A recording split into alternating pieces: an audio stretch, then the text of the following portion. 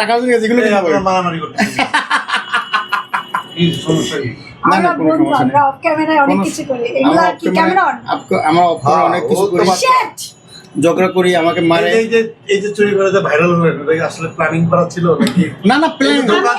আমি বলি এখানে ধোকাবাজির কিছু নাই, বিকজ আমি জানি আমার পাশে আমার মেকআপ আর্টিস্ট দাঁড়াইলেও ওরা ভাইরাল করে দেয়, ওরা আমার জামাই বানা দেয়। তো একটা ডার্ক ওয়ার্ল্ডের হিরোরা যদি দাঁড় করায় তাহলে তো ভাইরাল ব্লাস্ট হবে, বিকজ আমি জানি না কেন মানুষ বর্ষার পাশে কাউরে নিতেই পারে না, চাই সবসময় আমি সিঙ্গেল থাকি।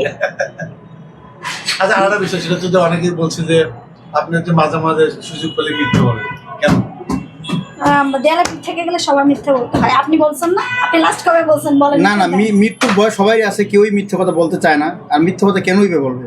এখন বড় বড় হুজুররাও কিন্তু বলে, আলেমরাও বলে যে মৃত্যু যখন ফাঁসির আসামি হয় তখন কিন্তু মিথ্যে কথা বলা একটু জায়েজ আছে। আপনি বলছেন যে ও যখন হিসাবের কথা বলে তখন তো সেন্সই ছিল না, ও তো সেন্সই ছিল তখন। 5 কোটি টাকা দিলে হিসাব খুলবেন না, কিন্তু মুন্না খানের 5 লাখে আপনি হিসাব খুলবেন না, ও আমাকে 7 কোটি দিচ্ছে, 2 কোটি বেশি দিচ্ছে। আপনার ভুল আছে, সংশোধন করে দিলাম। এখন আসলে কি তাই? হ্যাঁ, না মুন্না খান 7 কোটি ফটোশুট দিচ্ছে। করতে গেলে একজন আর্টিস্ট যখন কাজ করবে তখন অবশ্যই তার হিসাব খুলেই কাজ করতে হবে। না, যদি এখানে এই যে আস্তে আস্তে আমি এই যে মুন্নার অফিসে আস্তে আস্তে কন্ডিশন থাকে, যেহেতু আমাদের কন্ডিশন এখন তুমি